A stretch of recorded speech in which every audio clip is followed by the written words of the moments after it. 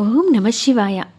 అందరికీ నమస్తే అండి. Welcome back to our channel. అందరూ బాగున్నారనుకుంటున్నాను. ఇవాళ వీడియోలో శివరాత్రి ఏ రోజున వచ్చింది, ఈ రోజున లింగోద్భవ సమయం ఎప్పుడు, నిశ్చితకాల సమయం పూజ అంటే ఏమిటి, ఏ సమయంలో స్వామివారికి అభిషేకము పూజ చేయాలి, జాగరణ ఎలా ఉండాలి, ఉపవాసం ఎలా ఉండాలి, ఇటువంటివి ఎన్నో విషయాలు శివరాత్రి గురించి పూర్తి వివరాలను ఈ వీడియోలో షేర్ చేస్తున్నానండి. ఎక్కడా కూడా స్కిప్ చేయకుండా చూస్తారని అనుకుంటున్నాను. మనకి సంక్రాంతి తర్వాత అంత పెద్ద పండగగా జరుపుకునేది ఈ మహాశివరాత్రి. జ్యోతి స్వరూపుడైన ఆ శివుడు లింగ రూపంలో దర్శనమిచ్చే పవిత్ర పుణ్యమైన రోజు ఈ మహాశివరాత్రి. ఉపవాసము, జాగరణ, శివునికి అభిషేకాలు చేస్తూ ఆయన అనుగ్రహం కోసం అందరూ కూడా భక్తి శ్రద్ధలతో పూజ చేసుకునే మహత్తరమైన రోజు. ఎక్కువగా మనం జరుపుకునే పూజలు, పండుగలు ఉదయం పూట ఉంటూ ఉంటాయి. ఆ టైంలో ఉన్న తిథిని చూసుకుంటూ మనము ఆ రోజంతా కూడా పండగగా జరుపుకుంటూ ఉంటాం. కానీ ఒక్క శివరాత్రి మాత్రం రాత్రి వేళలో చేసుకునే పండగగా చెప్పవచ్చు. అర్ధరాత్రి స్వామివారి లింగోద్భవ సమయంలో ఎవరికైతే స్వామికి అభిషేకము పూజ నిర్వహిస్తారో వారికి ఇక పునర్జన్మ అంటూ ఉండదట. అందుకని అందరూ కూడా మహాశివరాత్రి రాత్రి వేళలో శివయ్యకి పూజ చేసుకోవడం కూడా చూస్తూ ఉంటారు. శివరాత్రి రోజు ముఖ్యంగా 3 నియమాలు పాటిస్తూ ఉంటారు. ఉపవాసం ఉండటం, రాత్రికి జాగరణ చేయడం, ఆ శివనామ స్మరణతో స్వామికి అభిషేకాలు చేసుకోవటం. లింగోద్భవ మూర్తిగా స్వామివారు ఎప్పుడైతే అవతరిస్తారని ఒక నిశ్చితకాల సమయం ఉంటుందో ఆ సమయంలో స్వామివారికి అభిషేకం చేస్తూ పూజాధికాలు నిర్వహించుకోవటం. ఈ 2025వ సంవత్సరంలో ఈ మహాశివరాత్రి స్వస్తి శ్రీ చాంద్రమాన శ్రీ క్రోధినామ సంవత్సరం, ఉత్తరాయణం, శిశిర ఋతువు, మాఘమాసం, బహుళ చతుర్దశి. ఈ చతుర్దశి తిథి అనేది ప్రారంభమైంది 26 ఫిబ్రవరి 2025 బుధవారం ఉదయం 9:47 నుండి ప్రారంభమై 27 ఫిబ్రవరి 2025 గురువారం ఉదయం 8:41 వరకు కూడా మనకి చతుర్దశి తిథి అనేది ఉంది. ఇంతాక మనం చెప్పుకున్నట్టుగా అన్ని పండుగలు ఉదయం చేసుకుంటే శివరాత్రి పండుగ అనేది మనము రాత్రి వేళలో చేసుకుంటాం.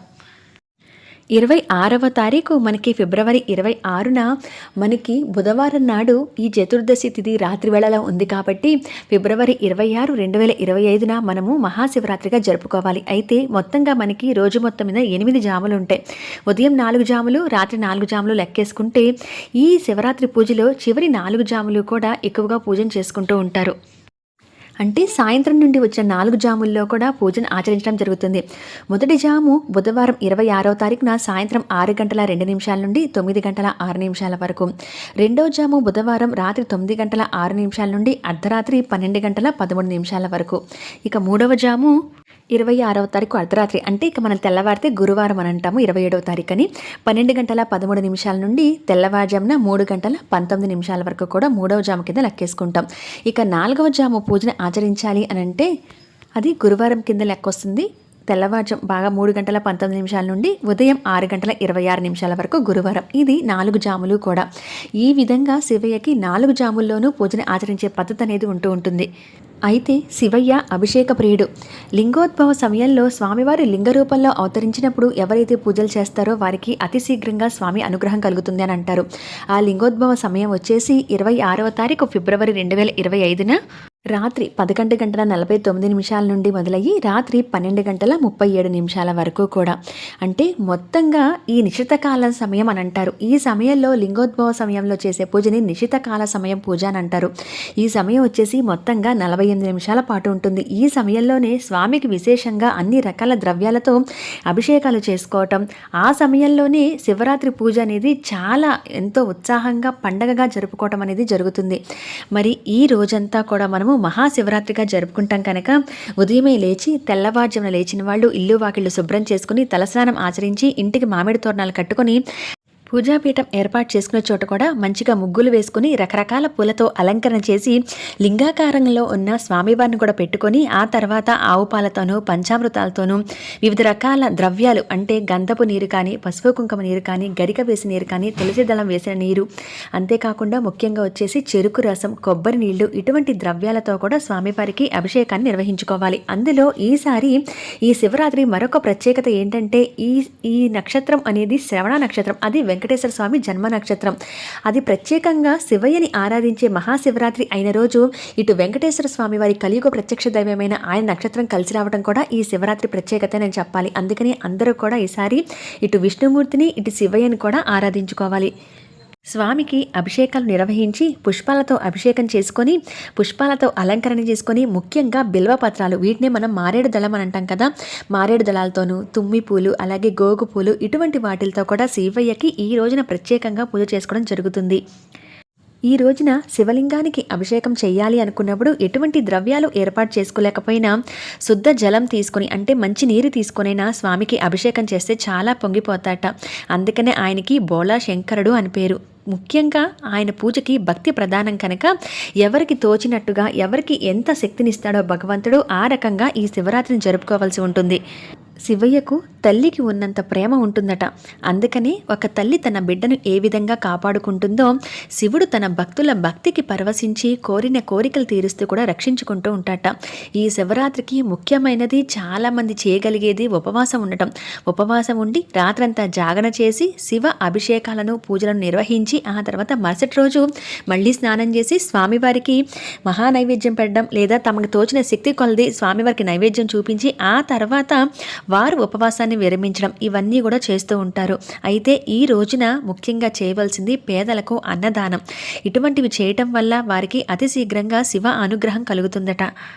ఎందుకు ఇలాంటి పర్వదినాల్లో ఉపవాసము జాగరణే కాకుండా దానానికి అంత ప్రాముఖ్యత ఉంటుంది అంటే సాక్షాత్తు పరమశివుడే తన భక్తుల బాధలను స్వీకరించడానికి భిక్షాటన చేస్తూ వారు చేసే దానాలను ఏ రూపంలోనైనా వచ్చి భిక్ష తీసుకొని దానం చేసిన వారిని అనుగ్రహిస్తాడట.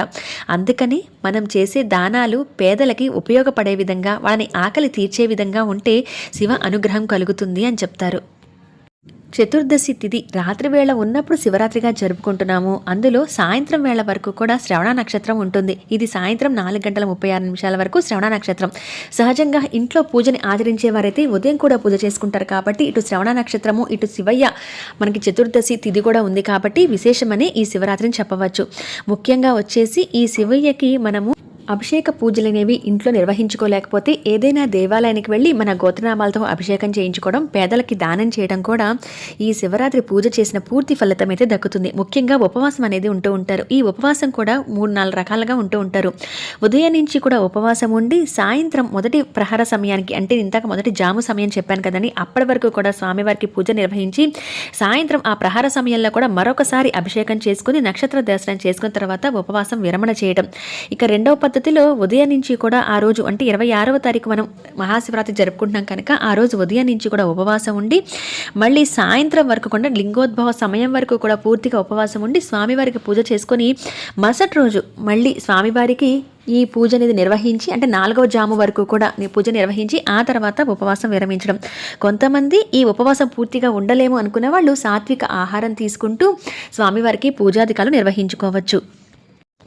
ఉపవాసం జాగరణ ఉన్నవారు చివరి జాము వరకు అంటే తెల్లవారే వరకు కూడా స్వామివారికి పూజలు నిర్వహించుకున్న తర్వాత అప్పుడు మాత్రమే ఉపవాసం విరమిస్తారు. కొంతమంది ఉదయం నుంచి ఉపవాసం ఉండి 3వ పద్ధతిలో లింగోద్భవ సమయం వరకు అంటే ఎప్పుడైతే అర్ధరాత్రి లింగోద్భవ సమయం చెప్పానో అప్పటి వరకు కూడా స్వామివారికి పూజలు చేసుకుని ఆ సమయం తర్వాత ఇక వాళ్ళు ఉపవాసాన్ని విరమిస్తారు. ఇది జాగరణ ఉండలేని వాళ్ళు అప్పటి వరకు మాత్రమే అంటే ఆ లింగోద్భవ సమయం వరకు మాత్రమే ఉపవాసం జాగరణ ఉండి ఆ తర్వాత దాన్ని విరమించేస్తారనమాట. ఇవన్నీ కూడా ఆరోగ్యపరంగా చేయగలిగిన వారు, మేము ఆకలికి ఉండగలము అనుకున్నవారు, నిద్రకు ఉండగలము అనుకున్నవారు, భక్తి శ్రద్ధలతో స్వామికి పూజాది కార్యక్రమాలు నిర్వహించగలము అనుకున్నవారు ఇవన్నీ పాటిస్తూ చేస్తే చాలా మంచిది.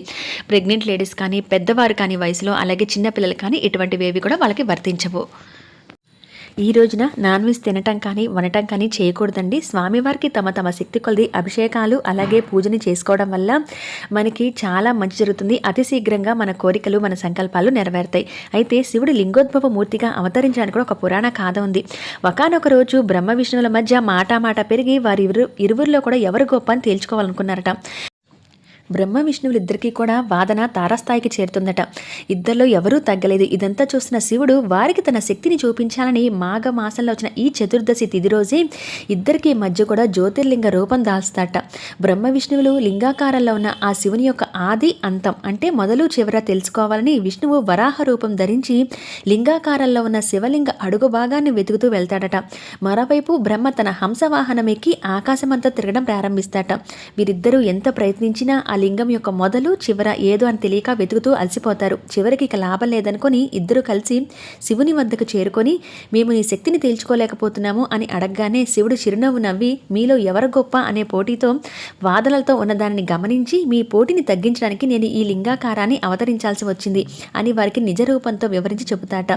అప్పుడు బ్రహ్మ విష్ణువులు శివుడి ఆధిక్యతను గ్రహించి పూజించి కీర్తిస్తారు. ఈ రోజే మహాశివరాత్రి అయిందని ఒక పురాణ కథనం. అందుకనే స్వామివారిని ఆ లింగోద్భవ రూపంలో సాక్షాత్తు బ్రహ్మ విష్ణువులకే ఆ విధంగా ఆయన దర్శనం ఇచ్చారు. కాబట్టి ఈ శివరాత్రి రోజు లింగ రూపంలోనే స్వామివారిని ఎక్కువ ఆరాధించాలి అని చెప్తారు. అందుకని సాధ్యమైనంత వరకు శివలింగాన్ని తెచ్చుకొని, ఇప్పటివరకు లేని వారైతే కనుక ఇంట్లో శివలింగాన్ని తెచ్చుకొని ఈ రోజున పూజించండి. ఆల్రెడీ ఉన్నవారైతే కనుక స్వామివారి చిత్రపటం ముందు ఈ శివలింగాన్ని పెట్టుకొని చక్కగా మీరు అభిషేకాలను నిర్వహించుకోండి.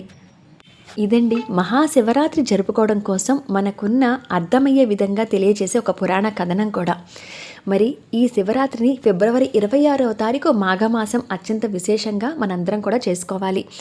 మరి పూజా విధానం ఏ విధంగా చేసుకోవాలి, అఖండ దీపాన్ని వెలిగించాలి అనుకున్న వాళ్ళు ఎటువంటి నియమాలను తెలుసుకొని అఖండ దీపాన్ని వెలిగించాలి, ఎటువంటి ద్రవ్యాలతో శివయ్యకి అభిషేకం చేసుకుంటే ఎటువంటి ఫలితాలు కలుగుతాయి, ఇవన్నీ కూడా నేను ముందు వీడియోస్లో అయితే షేర్ చేస్తాను. మరి ఈ ఇన్ఫర్మేషన్ నచ్చితే లైక్ చేయడం అస్సలు మర్చిపోవద్దు. మరొక మంచి ఇన్ఫర్మేటివ్ వీడియోతో మళ్ళీ మిమ్మల్ని అందరినీ కూడా కలుస్తాను. అంతవరకు సెలవు, నమస్కారం.